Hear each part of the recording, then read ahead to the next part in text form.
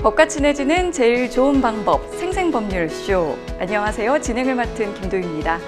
오늘도 크고 작은 법률 문제로 어려움을 겪고 있는 여러분을 위한 법률 상담은 물론이고요.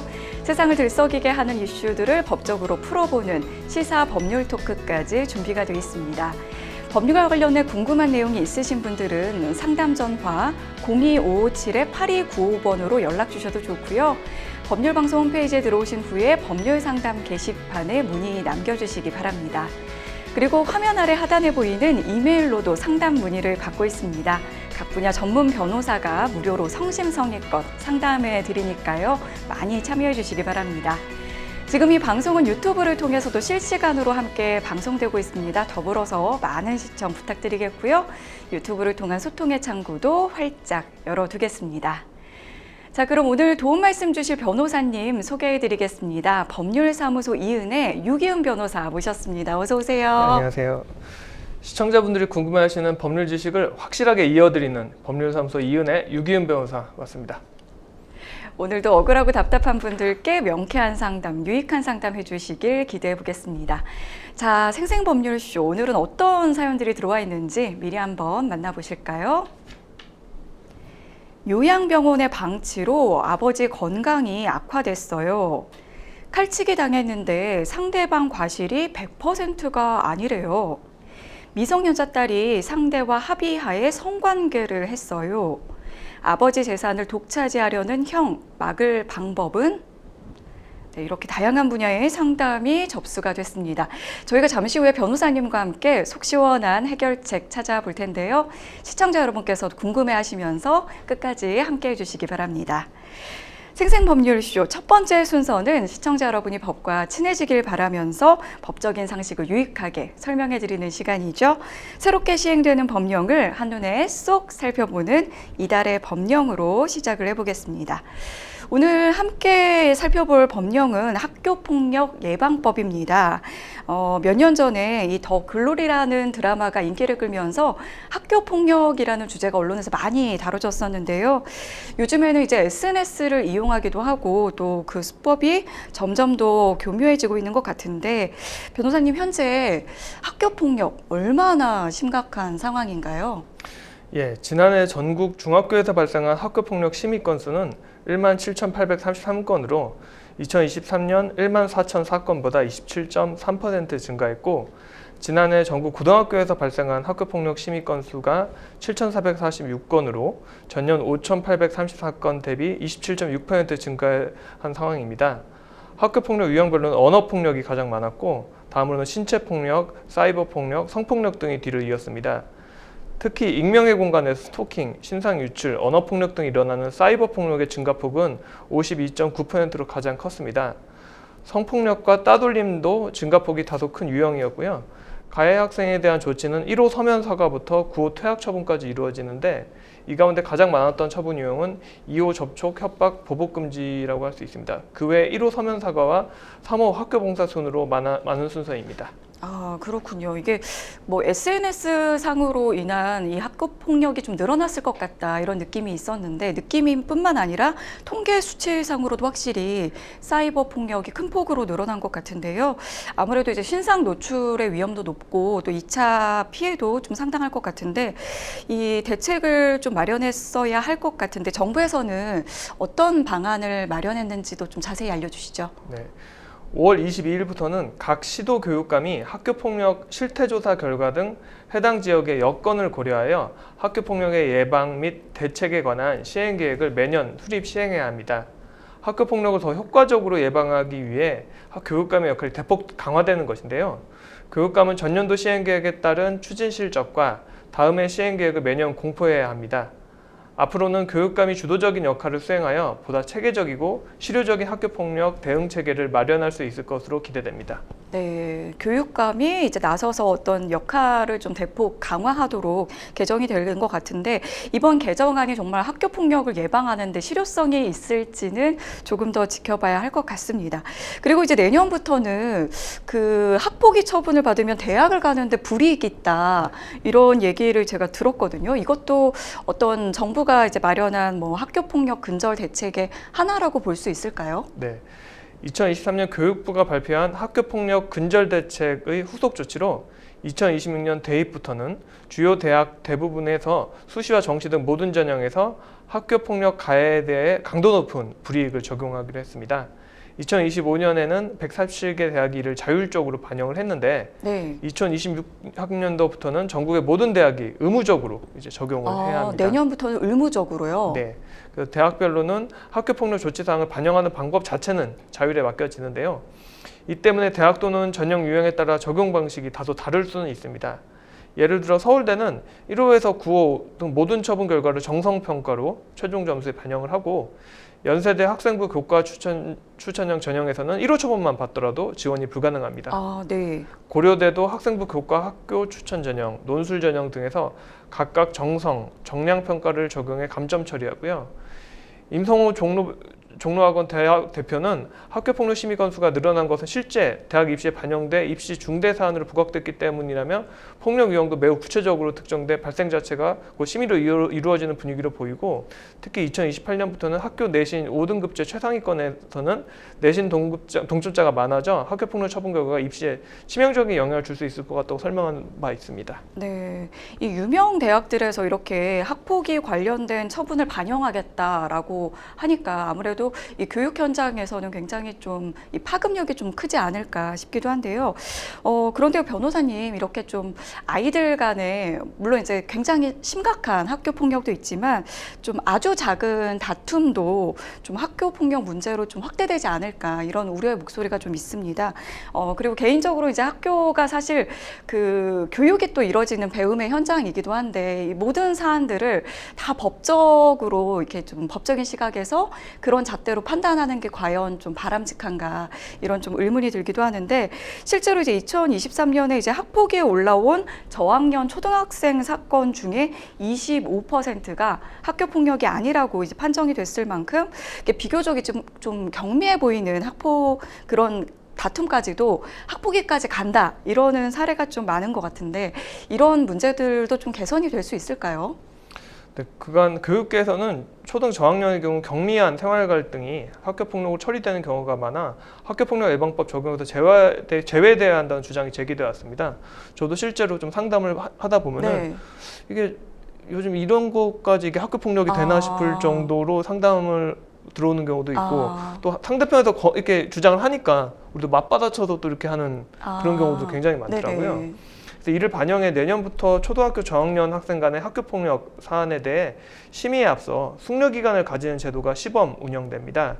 이는 다툼으로 처리될 경미한 사안이 많은 초등 저학년의 특성을 반영해 처벌보다는 관계 회복에 초점을 맞추겠다는 취지인데요.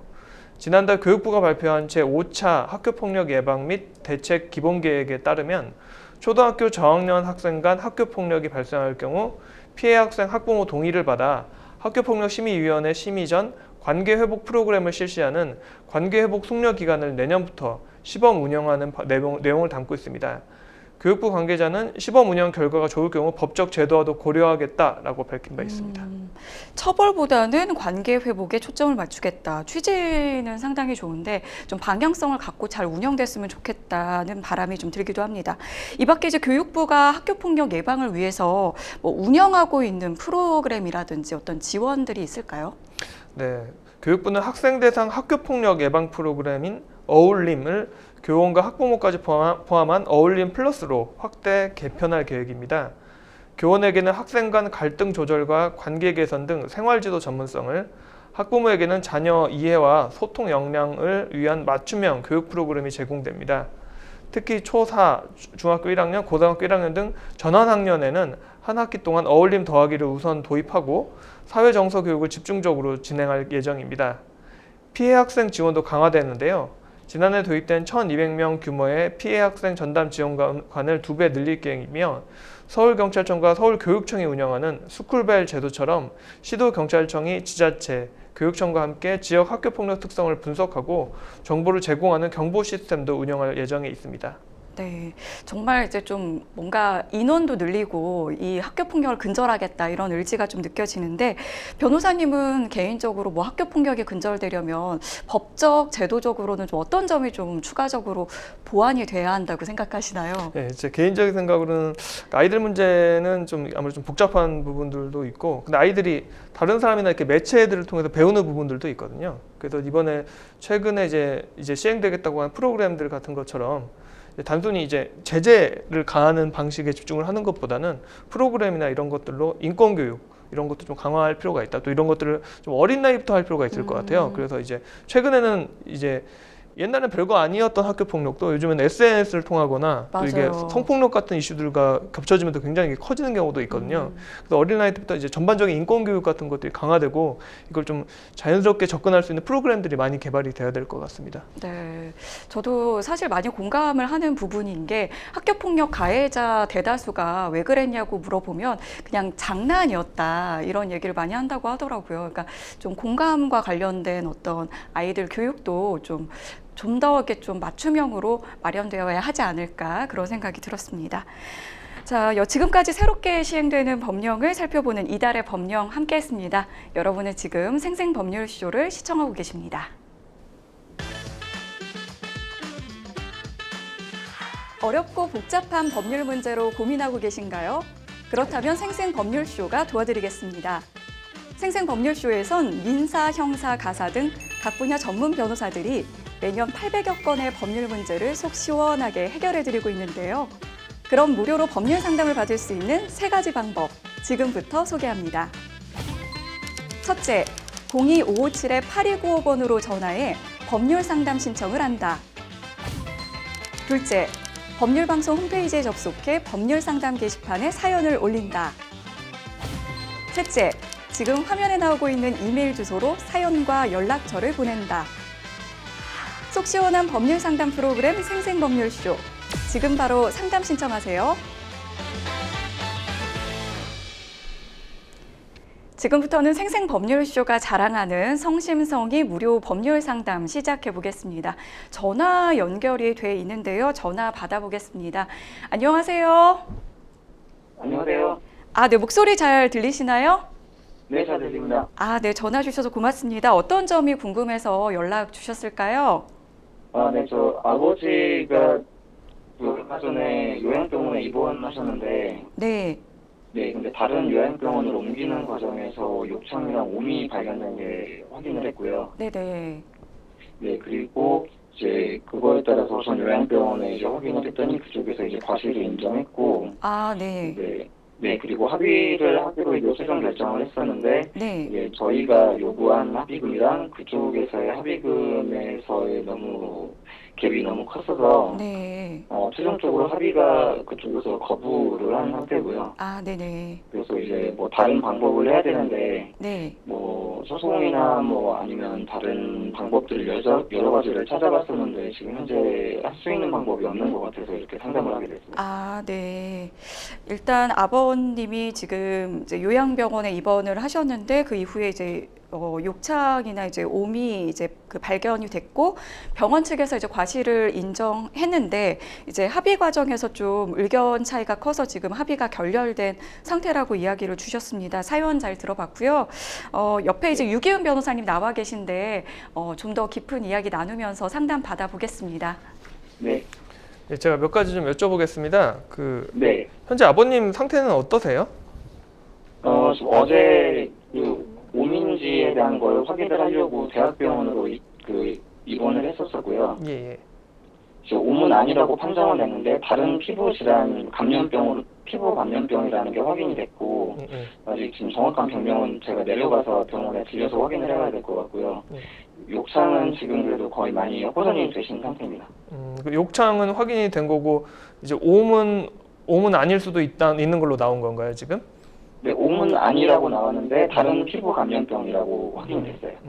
아버님 그 건강 상태가 뭐 거동이 가능하신 상황인가요? 아니면은 뭐 어느 정도이신가요? 일단 당뇨가 심하시고요. 예. 그리고 그 뇌경색으로 해서 지금 풍이 있으신데 그 후유증으로 오른쪽 전체를 좀 쓰는 게 조금 많이 신체적으로 약하신 편이세요. 그럼 계속 그리고 이제 예. 좀 치매 기운도 살짝 있으시고. 그럼 요양병원 같은 데서 계속 이제 누군가 돌봐드려야 되는 상황이신 거죠? 네.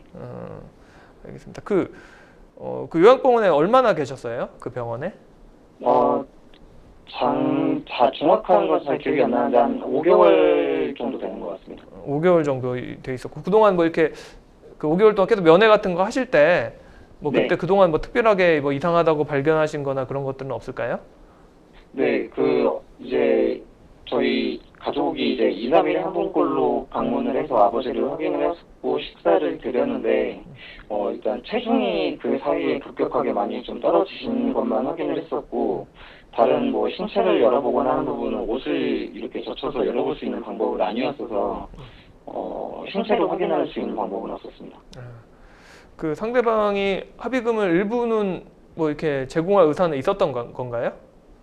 네, 이제 합의를 하러 대면 합의를 하러 가기 전에 전화로 이제 한 몇 주간에 걸쳐서 전화로 합의를 했었는데 네. 이제 그때는 이제 합의금을 이제 제시를 하지 않았고 이제 마지막에 이제 대면 합의 때 이제 만나서 이제 합의금을 제시를 했더니 그쪽에서는 저희한테 치료비만 주겠다. 이제 피부 감염병에 대한 치료비만 주겠다라고 해서 그게 네 그렇게 돼서 이제 합의가 결렬됐습니다. 그게 대략 얼마 정도인가요? 그쪽 병원에서 제시한 금액은 200만 원이었습니다. 선생님 측에서 뭐 이렇게 생각하시는 금액은 뭐 대략적으로 어느 정도나 될까요? 대략적으로 천이 넘은 금액으로 했습니다. 2천은 안 됐고 1,000만 원에서 2천만 원 사이였습니다. 상대방이 그 과실을 좀 인정했다고 하는데 그 관련된 뭐 녹취나 이런 것들도 좀 있을까요?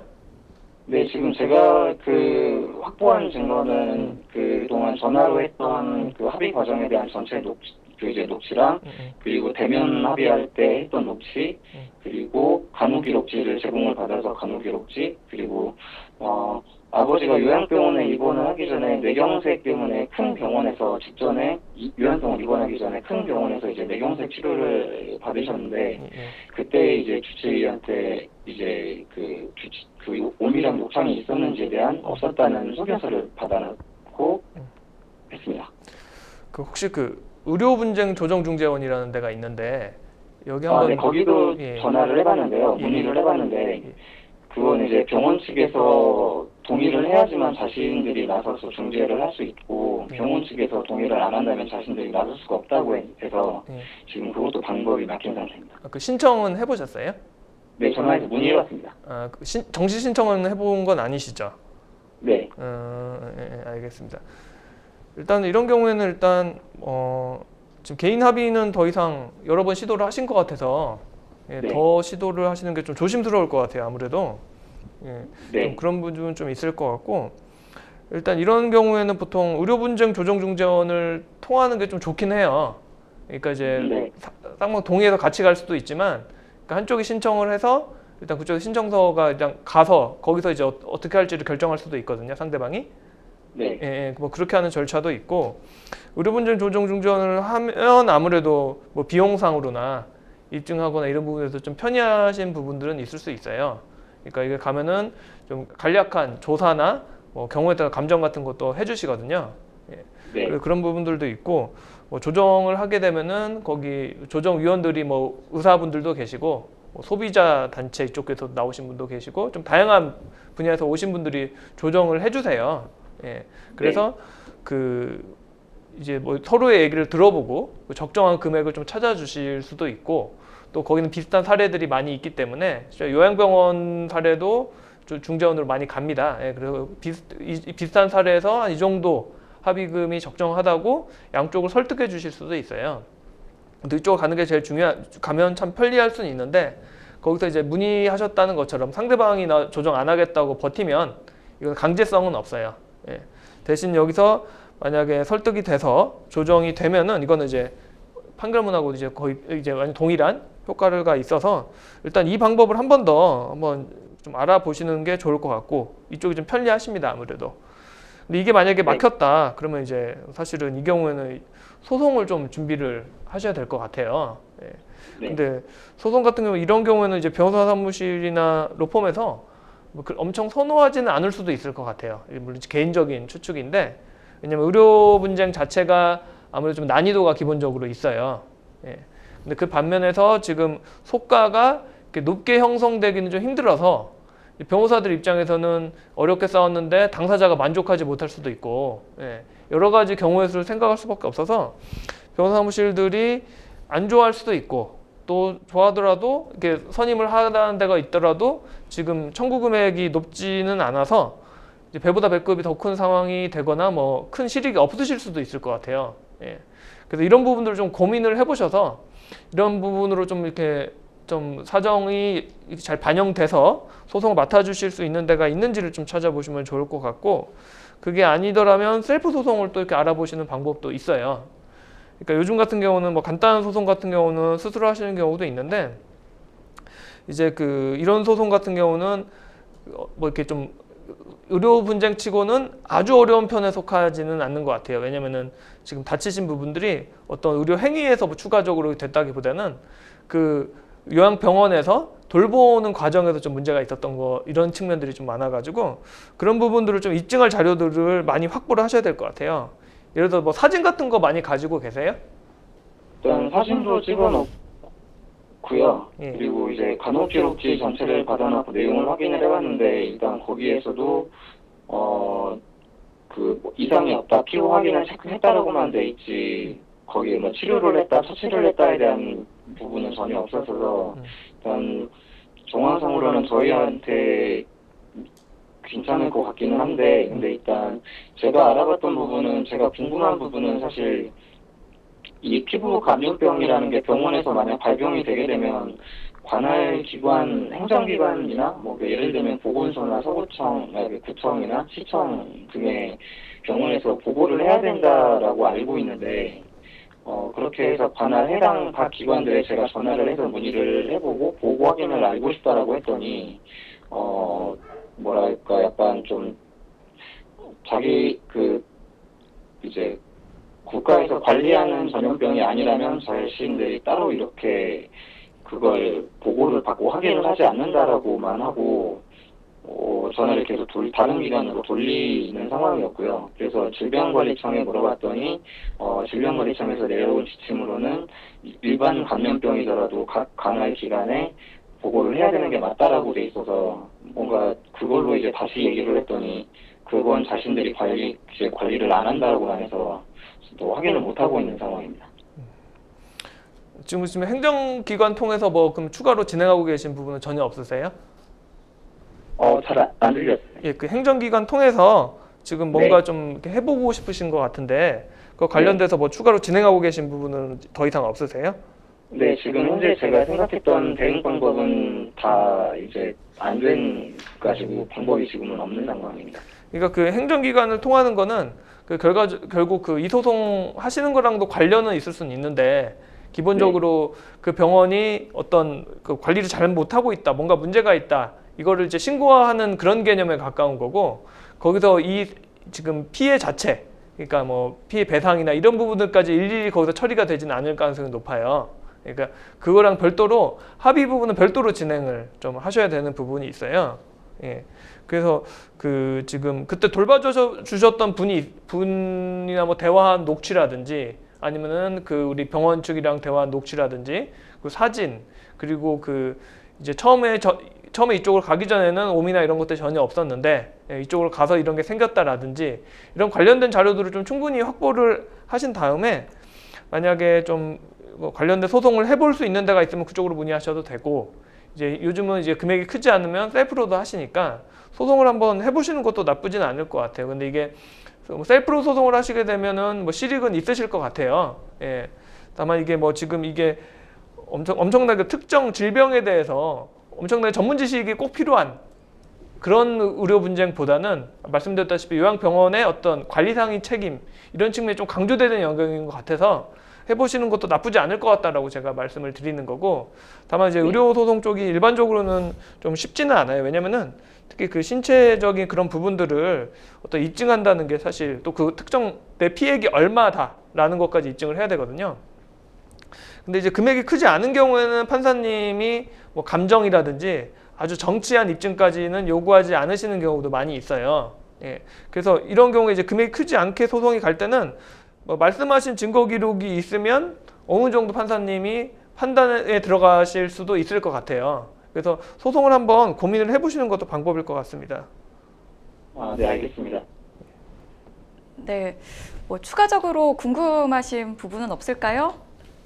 한 가지가 사실 궁금한 게 있긴 한데, 네, 네. 제가 이제 만약에 이렇게 법적으로 만약 대응을 하게 된다면, 그쪽에서 오히려 저한테 역으로 혹시 대응할 가능성이 충분히 있을 좀 배제할 수는 없을 부분인 것 같아서, 혹시 그렇게 됐을 때에 대한 제가 좀 두려움이 조금 큰 것 같아요. 네. 그럴 때는 혹시 어떻게 해야 되는 게 맞을지가 좀 궁금합니다. 그 법적인 부분들을 좀 잘 밟으시면 될 것 같은데, 그러니까 저쪽이 합의를 계속 거부하는데 뭐 자꾸 뭐 반복해서 연락을 한다거나 아니면 좀 이렇게 그거를 뭐 너무 강하게 요구하는 방향이 되면은 그런 이슈들이 생길 가능성은 있어요. 근데 다만 뭐 통상적으로 내가 피해를 본 상황인데 내 피해를 조금 알리거나 주장하거나 합의 요구를 했다고 해서 그런 문제가 꼭 발생한다고 볼 수는 없고, 특히 이제 법적으로 어떤 법적으로 정해진 절차를 밟는데 그거 자체는 전혀 문제가 없거든요. 그러니까 의료분쟁조정중재원도 한번 이렇게 다시 한번 이렇게 얘기를 해보시고, 그리고 소송을 밟는 것 자체는 전혀 그런 거랑 관련이 없기 때문에 안전한 절차입니다. 다만 소송에서 걱정되는 건 입증 책임이 기본적으로 피해자한테 다 있다. 그리고 우리나라 같은 경우는 그 위자료를 인정하는 액수가 다른 나라에 비해 좀 적은 편이에요. 근데 요양병원에 계신 분들 같은 경우는 아무래도 이미 많이 아프신 분이기 때문에 요양병원의 잘못으로 이만큼 또 피해가 확대됐다, 이 부분 입증하기도 어렵고, 입증하더라도 이게 금액이 크진 않을 가능성이 커요. 그래서 실제적으로는 위자료 중심으로 갈 수밖에 없을 가능성이 큰데, 그 이제 위자료 그 금액 이 부분들을 또 입증을 해야 되거든요. 그래서 자료들을 충분히 모으시고 그런 부분들이 더 중요할 것 같다라는 생각이 듭니다. 네, 알겠습니다. 네. 일단 전화 주셔서 너무 감사하고요. 개인적으로는 이제 좀 어떤 의료기관을 상대로 이렇게 싸운다는 게 좀 겁이 나고 좀 두려우신 부분도 있겠지만, 옆에서 얘기 듣기에는 지금 차곡차곡 증거를 잘 모으신 것 같거든요. 물론 이제 증거에 어떤 내용들이 담겨 있는지는 좀 따져봐야겠지만, 잘 대응하셔가지고 원하시는 결과 얻으셨으면 좋겠습니다. 네, 오늘 상담 감사합니다. 네, 여기까지 하도록 하겠습니다. 고맙습니다. 네, 감사합니다. 네, 변호사님, 일단은 지금 의료분쟁조정중재원 신청을 일단은 좀 해봤으면 좋겠다. 물론 이제 문의를 했을 때 좀 약간 회의적인 반응을 들어서 그래서 이제 좀 망설이시는 것 같은데, 일단은 신청을 했을 때 장점이 있다고 얘기를 해주신 것 같아요. 일단은 상대방이 네. 거절을 하면 그러니까 더 이상 진행을 할 수 없고 강제성은 없습니다. 다만 그쪽을 통하면 아무래도 아시겠지만 이 모든 입증 책임이 사실 우리한테 있는 상황인데, 그런 부분들에서 좀 간이하게 의료분쟁 조사도 해주시고, 거기 전문적인 위원들이 계세요. 네. 그래서 경우에 따라 감정도 해주시거든요. 그럼 그쪽에서 뭐 이렇게 받아들여지지 않거나 뭐 그런 거 상관없이 일단은 감정이라든지 간이하게라도 아니, 근데 진행이 일단 절차에 들어가는 데는 저쪽도 동의는 해야 돼요. 저쪽도 동의를 해야 예, 된다. 예, 예. 네네. 그래서 동의를 안 할 경우에는 이제 소송으로 갈 수밖에 없다. 그렇죠. 근데 이제 네. 우리가 신청을 해서 그게 날아간 다음에 그쪽에서 안 하겠다고 하면 안 되는 건데, 그래도 저쪽 양쪽 다 처음부터 사인해가지고 꼭 갈 필요는 없거든요. 예. 네. 그래서 일단은 한번 네. 이렇게 시도를 해봤으면 좋겠다라고 얘기를 해주셨고, 그럼 보통 의료 분쟁에서는 어떤 부분이 가장 좀 쟁점이 되나요? 뭐 의료기관에서 해야 할 의무를 좀 위반했다라든지 아니면 뭐 과실이 있었다, 이 부분이 좀 네, 그렇죠. 쟁점이 될까요? 과실을 입증을 해야 되는데 가령 이렇게 좀 제대로 돌보지 못했다. 요양병원 같은 경우는 낙상 사고가 굉장히 많아요. 그러니까 네. 아무래도 나이가 많으시거나 거동이 불편하신 분들이기 때문에 그래서 낙상 사고 같은 경우는 이게 낙상이 됐는데 이 낙상이 안 되도록 거기서 병원에서 잘 책임질 필요가 있었다. 가령 뭐 낙상하지 않도록 시설물이 잘 돼 있다든지 아니면 계속 방지 기구라든지 그렇죠. 네. 거기 직원들이 주변에 상주하고 있었다든지 이런 것들이 이루어졌는지, 그리고 그런 경우 또 CCTV가 있는지도 굉장히 중요하고요. 네. 이런 것들을 하나하나 이렇게 입증을 해서 병원의 과실 입증해서 또 근데 피해액도 좀 입증을 해야 돼요. 피해액 입증이 예, 좀 그런 부분들을 입증해서 이제 소송이 진행되는 편입니다. 네. 그리고 이제 한 가지 더 이제 말씀을 좀 드리고 싶은 부분이 약간 이제 피부 감염병 뭐 보고했는지 여부 여기에 대해서 좀 관심이 있으셨는데, 그건 지금 이제 피해 어떤 회복과는 좀 별개다, 이렇게 좀 분리를 하셨거든요. 예, 다만 거기서 만약 이 병원에서 어떤 그 법령적인 부분에서 잘못한 부분이 발견된다. 네. 그럼 이게 법정에서 좀 유리한 요소로는 당연히 아. 작용할 것 같고, 네네. 다만 이제 그걸 해줬다고 해서 행정기관에서 내 피해를 이렇게 그렇죠. 쳐다 주는 건 아니라서. 네, 행정기관청에서 어떤 처분을 내리거나 그렇죠. 그럴 만한 사안이라서 또 약간 별개인 부분을 또 다시 한번 좀 짚어주신 부분이 좀 인상적이었습니다. 오늘 이제 여러 가지 의견 주셨는데 차근차근 잘 대응하셔가지고 원하시는 결과를 얻으셨으면 좋겠습니다. 여러분은 지금 생생법률쇼와 함께하고 계십니다. 어렵고 복잡한 법률 문제로 고민하고 계신가요? 그렇다면 생생법률쇼가 도와드리겠습니다. 생생법률쇼에선 민사, 형사, 가사 등 각 분야 전문 변호사들이 매년 800여 건의 법률 문제를 속 시원하게 해결해드리고 있는데요. 그럼 무료로 법률 상담을 받을 수 있는 3가지 방법, 지금부터 소개합니다. 첫째, 02-557-8295번으로 전화해 법률 상담 신청을 한다. 둘째, 법률방송 홈페이지에 접속해 법률 상담 게시판에 사연을 올린다. 셋째, 지금 화면에 나오고 있는 이메일 주소로 사연과 연락처를 보낸다. 속 시원한 법률 상담 프로그램 생생법률쇼. 지금 바로 상담 신청하세요. 이번에는 법률방송 이메일을 통해 들어온 여러분의 고민을 해결해 드리겠습니다. 어떤 사연인지 함께 보시죠. 지난주에 4차선 도로에서 개인 택시 운행 중 사고가 났습니다. 당시 제가 1차로를 주행 중이었고 2차로에 있던 포터 차량이 방향 지시등도 켜지 않고 갑자기 1차로로 급하게 끼어들면서 접촉사고가 발생한 건데요. 그 충격으로 제 차량 조수석 사이드 미러 휀더가 심하게 파손됐고 2주 진단을 받고 현재 입원 중입니다. 명백히 상대 차량의 잘못이라고 생각하는데 상대방 보험사에서는 100대 0 과실 비율은 인정할 수 없다고 주장하고 있어 너무 황당합니다. 아직 과실 비율은 확정되지 않았지만 혹시 모를 상황에 대비해 어떻게 대응하면 좋을지 알고 싶습니다. 사실 이 사연자님 이 표현대로 방향 지시 등을 전혀 켜지 않고 그냥 갑자기 끼어들었다. 이러면 이제 그 심리적으로는 이건 내가 잘못한 게 아닌데 나는 그냥 정석대로 가고 있었는데 상대방이 갑자기 끼어들었으면 100%일 것 같은데 아닌가요? 어떤가요? 네. 일반적으로 방향 지시등 없이 좀 급하게 네. 끼어들었으면 이제 그 차선 변경 차량한테 아무래도 주된 책임이 있겠죠. 네. 근데 이제 그 깜빡이 방향 지시등뿐만 아니라 여러 가지 요인들이 좀 작용을 합니다. 그러니까 피해 차량한테도 일정한 주의 의무가 기본적으로 있기 때문에 100%가 나오지 않는 경우도 꽤 있습니다. 뭐 예를 들어서 당시 상황을 좀 봐야 될 것 같은데 이렇게 우리 차량인데 앞에서 이렇게 끼어들었다. 내가 앞에서 볼 수 있잖아요. 이런 경우. 네, 이런 경우 우리 책임이 아무래도 잡힐 수밖에 없죠. 나도 주의 의무가 그렇죠. 있다. 예, 근데 앞에서 이렇게 끼어들어서 내 거의 뒤를 박았다. 아, 보기가 좀 힘든 이런 경우에는 시야였으면 100대 0이 나올 수 있죠. 근데 현재로서는 이제 약간 이 상대 과실 전부 인정받기 좀 힘들 것 같은 그런 분위기인데 만약에 납득하기 어려운 결과를 받았다면 어떻게 해야 될까요? 예, 보험사 간 과실 비율 협의가 좀 불만족스러우면 자동차 손해배상 분쟁조정위원회에 조정을 신청해 볼 수도 있고요.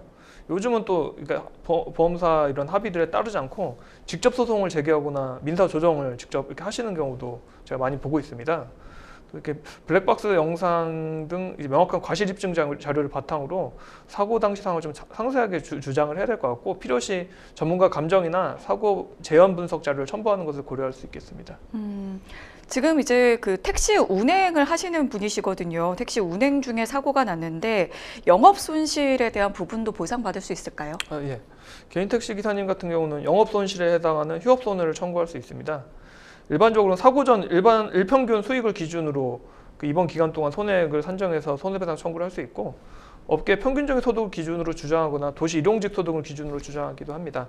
다만 이를 입증하기 위해서는 운송 수입 증명 같은 것들을 좀 이렇게 많이 관련 자료들을 준비해서 좀 이런 걸 주장할 필요가 있습니다. 저도 이제 뭐 운전을 요즘은 잘 안 하지만 그 방향 지시 등을 사실 켜는 것은 자신의 그 안전을 위해서도 꼭 필요한데 만약에 이 분의 어떤 주장과 달리 이제 방향 지시 등을 켰다 그러면 이제 과실 비율이 좀 달라질 수 있을까요?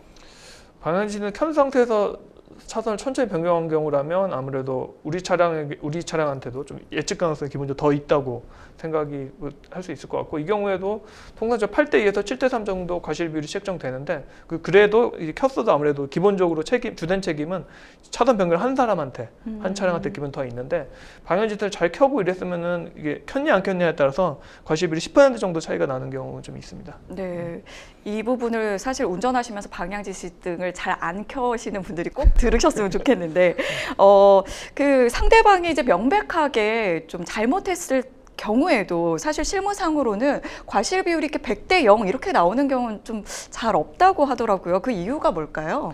그 실무상 보험사는 거의 모든 사고에서 피해자에게도 일정한 회피 가능성이 있었을 것이라는 전제하에 100대 0을 잘 인정하지 않습니다. 이유는 보험사 내부 지침상 과실을 일부라도 인정하게 되면 보험금 부담을 줄일 수 있기 때문인데요. 또한 법원 판례에서는 보험 실무보다는 좀 나은 것 같은데, 그래서 역시 공동 과실을 인정하는 경향이 있어서 현실적으로 명백한 정차 중 추돌 같이 뭐 그런 경우가 아니면 100대 0이 아주 쉽지는 않습니다.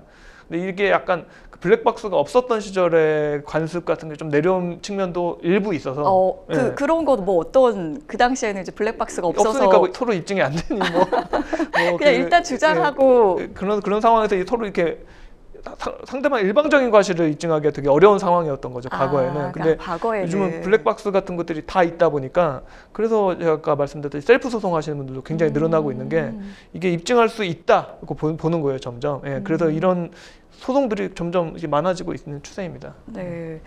그 다른 차량의 주행을 방해하거나 위협하는 차선 변경을 이제 흔히 이제 칼칙이라고 부르는데, 이 도로 위에서 좀 이렇게 운전하는 차량을 발견했을 때 어떻게 대처하는 게 좀 좋을까요? 칼치기는 이렇게 난폭 운전이 매우 위험한 교통법규 위반 행위라서, 이런 차량 발견하게 되면 급하게 반응하거나 감정적으로 대응하지 않는 게 되게 중요할 것 같고, 본인의 안전을 위해서 특히. 네. 예, 그래서 좀 그냥 신고를 빨리 하시고, 본인은 이제 그 자리에 좀 멀리 떨어지는 게 좀 가장 좋은 것 같습니다. 네. 이 난폭 운전 보면은 내가 참교육을 해주겠어 하면서 보복 운전을 하시는 경우도 이제 종종 이제 언론에서 나오잖아요. 근데 이 보복 운전 생각보다 좀 강력하게 좀 처벌하는 쪽으로 가고 있다고요? 난폭 운전보다 보복 운전이 훨씬 더 처벌이 강할 수가 있습니다. 그러니까 네. 보복 운전은 보복 운전죄라는 죄가 따로 있는 건 아니고, 그 자체가 특수 협박, 자동차 자체가 위험한 물건이기 때문에 특수 협박, 특수 폭행 이런 식으로 가는 거거든요. 이쪽은 네. 아무래도 이게 중범죄이기 때문에 이쪽으로 가게 되면 오히려 처벌이 더 세질 수가 있어서 절대 감정적으로 대응하시면 안 됩니다. 네. 마지막으로 조언 한 말씀 부탁드리겠습니다. 예. 이게 사실 이제 100대 0이 워낙 힘들기 때문에, 네. 기본적으로 도로에 이 차량이라는 걸 갖고 나간 순간 나한테도 책임이 어느 정도 있다라는 거를 좀 생각을 하셔야 되고, 상대방을 이제 어떤 상대방의 안전 운전을 하는 것도 중요하겠지만, 나도 일단 좀 방어적으로 조심할 필요가 있을 것 같고, 저 같은 경우는 그 팁으로 저는 택시나 특히 네. 이제 버스 같은 게 있을 때는 그냥 그쪽한테 우선권이 있다고 저는 생각을 하고 있어요. 왜냐하면 택시 같은 경우는 아까 말씀했듯이 이제 휴업 손해분이 생겨버리고, 버스 같은 경우는 거기 사람들이 많이 타고 있잖아요. 9대 1로 나와도 상대방이 9여도 저쪽이 30명 다쳤으면 이제 제 피해가 압도적으로 큽니다. 역시 법조인의 시각을 여러분들 배우셔야 합니다. 그래서 버스 같은 경우는 그냥 무조건 양보하시고 이런 식으로 가는 게 장기적으로 더 이득일 것 같습니다. 네, 일단은 화를 내기보다는 양보하는 태도를 운전하실 때만큼은, 운전대를 잡을 때만큼은 좀 노력해 보시는 게 어떨까 싶은 그런 사연이었습니다. 자, 계속해서 저희 법률방송 이메일을 통해 들어온 다음 고민 해결해 보겠습니다. 어떤 사연인지 함께 보시죠. 고등학생 딸 아이를 키우고 있는 엄마입니다. 아직도 그날을 생각하면 분통이 터집니다. 우연히 딸아이의 휴대전화를 보게 됐는데 이상한 메시지들이 있었습니다. 문자의 상대방을 오빠, 아저씨라는 호칭으로 부른 걸 봐서는 남자가 확실했는데요. 내용은 더 충격적이었죠. 이들과 연락을 주고받으면서 딸아이가 남성들과 성관계를 한 것으로 보였던 건데요. 떨리는 마음으로 아이에게 어떤 일이 있었는지 조심스레 물어봤더니 놀랍게도 아이는 남성들과 합의하에 성관계를 했다고 대답했습니다. 딸은 이제 겨우 만 15세입니다. 아직 정신적으로 미숙한 10대 아이가 대체 어떤 판단 능력으로 합의 후 성관계를 했다는 말인지 도저히 용서를 할 수 없어 딸과 성관계를 맺은 남성들을 모두 고소했습니다. 총 4명인데 모두 처벌을 받게 할 수 있을까요? 저는 이제 아직 부모가 아니어서 이 마음이 어떨지 좀 상상이 좀 되진 않는데 이번 사연 어떻게 보셨을까요? 저도 아직 부모는 아닌데 네. 정말 마음이 아프고 네. 정말 화도 많이 이런 사례들은 정말 보면 화가 많이 나더라고요. 네, 일단은 화가 좀 많이 날 것 같아요. 음. 이게 뭐 합의하에 성관계를 했다고 해도 이제 아이가 지금 이제 만 15세 미성년자거든요. 이게 제대로 된 합의라고 볼 수 있을지 법률적으로는 어떻게 판단을 하나요? 이게 제대로 된 합의로 보지 않죠. 네. 예, 그 대한민국 형법상 원래 이제 13세 이상 16세 미만의 미성년자와의 성관계는 동의가 있었다고 하더라도 미성년자 의제강간으로 처벌이 되는데 네. 과거에는 13세 미만의 경우에만 의제강간을 적용을 했었는데 네. 2020년 형법 개정으로 13세 이상 16세 미만에 대해서도 간음 또는 추행을 한 19세 이상의 자한테도 이제 적용이 되도록 법 조항이 추가가 됐습니다. 따라서 합의가 있었는지 그런 성관계인지 불문하고 성인이 16세 미만 그 청소년과 성관계를 맺은 경우 법적으로 성착취 그러니까 강간죄에 준해서 처벌을 받게 됩니다. 네. 그러면은 이게 지금 13세 미만, 13세 이상에서 16세 미만 이렇게 뭔가 그 두 가지 경우에 대해서 좀 처벌이 다르게 이야기를 해주신 것 같은데 뭐 어떤 차이가 있나요? 근데 형법 305조인데 이게 1항 2항으로 되어 있는데 법정형은 똑같이 되어 있습니다. 예, 그러니까 똑같이 그 행위로 봐서 간음이면 강간, 추행이면은 이제 강제 추행으로 이렇게 해서 가게끔 되어 있는데 아무래도 의제강간 같은 경우 합의가 있는데 강제로 한 걸 의제를 하는 성격이다 보니까 피해자 연령이 아무래도 높으면 아무래도 좀 처벌이 좀 내려가는 경향은 있고 네. 피해자 연령이 뭐 낮으면 낮을수록 극단적으로 7살, 8살이다. 이러면 네. 처벌이 굉장히 강해지고 좀 그런 경향이 있습니다. 지금 상담자인 어머니께서 4명의 남성을 이제 모두 고소를 했는데 이 남성들 처벌 가능할까요? 예, 처벌 가능하고 사실로 밝혀진다면 처벌 가능성 매우 높고 따님이 이제 만 15세고 아이가 남성들 아저씨라고 부른 걸 보면 네. 이제 성인일 걸로 보이고 이러면 이제 법정은 최소 징역 3년 이상 중형도 선고될 수 있고 뭐 취업재난 뭐 이런 것들도 다 따라갈 수가 있습니다. 예. 만약에 여기서 물론 이제 아저씨 같은 경우에는 좀 아닐 것 같지만 뭐 오빠라고 한 상대방 남성이 만약에 미성년자라면 좀 뭐 상황이 좀 달라질 수도 있을까요? 네, 그렇습니다. 그 13세 미만이면 뭐 가해자 나이 불문 무조건 처벌을 하는데 13세 이상 16세 미만이면 가해자가 성인일 경우에만 처벌을 합니다. 그래서 가해자가 형사 미성년자라면 이 경우에도 처벌받지 않는데 네. 예, 피해자가 13세 16세 미만인 경우에는 아무래도 또래들끼리 또 이렇게 관계를 갖는 경우가 있기 때문에 그런 경우는 처벌하지 않고 있습니다. 그런 경우에는 처벌하지 않고요. 사연에서는 이제 좀 뭐 자세히 나오진 않았지만 만약에 상대방이 뭐 성관계 영상이라든지 아니면 어떤 사진 같은 것들을 촬영했다면 어떤 처벌을 받을 수 있을까요? 기본적으로 찍으면 일단 그 피해자의 나이 불문하고 이제 우리가 카찰죄라고 부르는 카메라 등 이용 촬영죄 이제 거기가 들어가고 이게 목적범이 아니에요. 이거 그냥 찍으면 그냥 성립이 됩니다. 찍는 순간에 네, 찍으면 성립이 되고 근데 이제 카메라 등 이용 촬영죄는 뭐 성인 대상으로 한 경우는 처벌이 엄청 세진 않을 수도 있는데 이게 이제 아동 청소년을 대상으로 한 경우는 처벌이 굉장히 세집니다. 또 그래서 이게 또 유포한 경우에는 또 이게 처벌이 또 확 커지고 요즘에는 이제 소지만 해도 또 처벌이 되고 있어서 이쪽 아동 청소년 쪽으로 가서 이게 되면은 처벌이 굉장히 강하고 요즘에는 또 딥페이크 허위 맞아요. 영상물 제작이 네. 들어가서 근데 이게 또 아까 말한 그 학교 폭력이랑도 관련이 좀 있긴 한데 예, 요즘은 또 이런 것들도 있어서 이런 것들도 소지 최근에 또 맞아요. 소지 단순 소지만으로도 네. 처벌하는 걸로 거의 바뀌어서 예, 네. 처벌이 강하게 되고 있는 편입니다. 네, 마지막으로 이 상담자님께 조언 한 말씀 부탁드리겠습니다. 그 딸아이가 뭐 주고받은 대화 내용 같은 게 있을 걸로 보여요. 거기를 보면은 뭐 그 관계를 추정할 수 있는 사건을 추정할 수 있는 내용도 있을 걸로 보이고 그 특히 딸아이 진술이 일관되면 처벌하는데 큰 문제는 없을 것 같습니다. 근데 이게 지금 뭐 아이 합의가 뭐 제대로 된 합의였는지도 문제고 예, 아이가 장기적으로 상처를 받을 수도 있기 때문에 이 부분을 좀 잘 어루만져 주시면서 조심스럽게 진행하시기를 권해드리고 싶습니다. 네. 자, 이제 저희 마지막 이메일 사연 만나보도록 하겠습니다. 함께 보시죠. 저희 아버지는 5개월 전에 병을 앓다 돌아가셨습니다. 자식은 형과 저 그리고 아버지의 혼외자인 이복 남동생까지 3사람입니다. 이복 남동생은 20살이 되자마자 집을 나가서 오랫동안 연락을 끊고 지냈죠. 그런데 아버지 사망 소식을 듣자마자 장례식에 나타났습니다. 형은 남동생이 상속 재산 때문에 득달같이 달려온 거라며 불편해했는데요. 형은 저와 어머니를 불러 모아서 아버지의 재산을 최대한 상속받을 방법을 얘기했습니다. 형은 남동생을 상대로 소송을 걸어서 상속 자격을 박탈해야 한다고 했는데요. 아버지를 잃은 슬픔과 상속 재산에 대한 걱정으로 아버지의 장례식은 어수선하게 지나갔습니다. 장례를 마치고 2개월 후 제 앞으로 소장이 날아왔습니다. 어머니를 설득한 형이 소장을 보내 기여분을 각각 30%씩 주장했는데요. 어머니는 아버지를 간병했고 형은 집안 대소사 비용과 병원비를 부담했다면서 저와 이복 남동생은 법정 상속분보다 훨씬 적은 금액만 주겠다고 소송을 제기한 겁니다. 형이 이렇게 제 뒤통수까지 칠 줄 몰랐습니다. 연로하신 어머니는 제대로 된 판단을 못하시고 형이 하자는 대로 하신 것 같았습니다. 저는 형과 어머니가 제기한 기여분 결정 및 상속재산 분할 청구에 맞서 싸우기로 결심했는데요.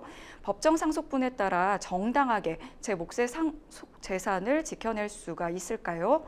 제가 결혼할 때 아버지에게 전세금의 일부를 지원받은 적이 있는데 그 돈이 특별 수익이 될지도 궁금합니다. 일단은 좀 상속 문제 좀 어렵다고 생각하시는 분들이 많을 것 같은데 일단 지금 어머니랑 형이 이제 기여분을 30%씩 주장을 했는데요.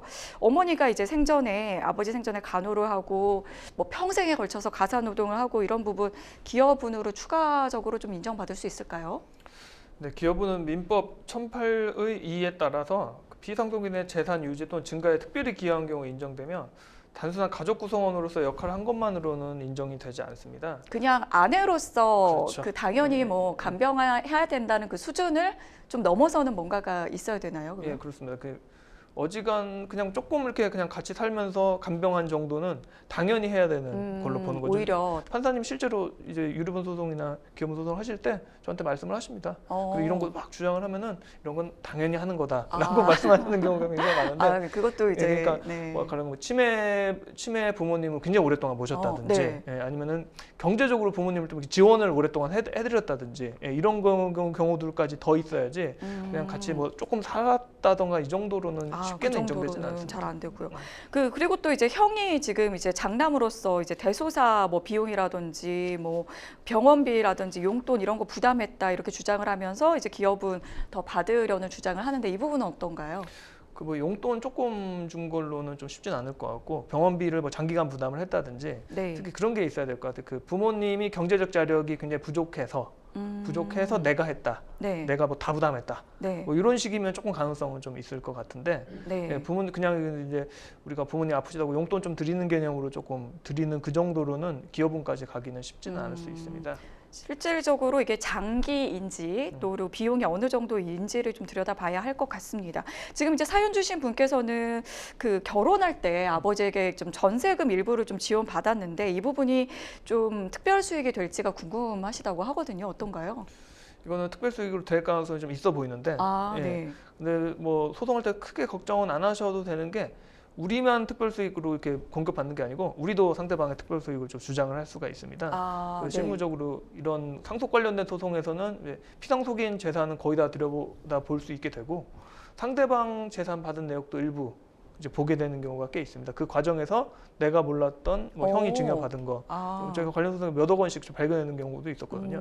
나는 몰랐는데 그 부모님하고 이제 형 사이에 주고받은 나는 나만 받은 줄 알았는데 알고 보니 형도 몇 억 받았더라 이런 경우도 꽤 있습니다. 그렇군요. 이제 마지막으로 이제 좀 저희가 이제 시간이 얼마 안 남아서 이 뭐 상속분 초과하는 뭐 그런 특별 수익 받았으면 뭐 차익을 반환해야 한다든지 뭐 이런 부분들도 좀 추가적으로 궁금하실 수도 있을 것 같은데 조언 한 말씀까지 같이 부탁드리겠습니다. 이게 특별 수익은 상속 산정 당시 공제의 의미인 거지 현금으로 이제 꼭 반환돼야 되는 건 아닐 수 있는데 근데 이제 이걸 소송 과정에서 전반적으로 결과적으로 누군 덜 받고 덜 받는 방식으로 조정될 수가 있습니다. 그런 반정이 또 나올 수 있고 다만 조심하셔야 되는 게 이 소송 들어가게 되면 보통 이제 형제 관계가 끝나는 경우가 이제 많이 있어서 가능하면 합의로 푸는 게 굉장히 좋고 법원에서도 이렇게 조정을 좀 많이 유도를 하는 편입니다.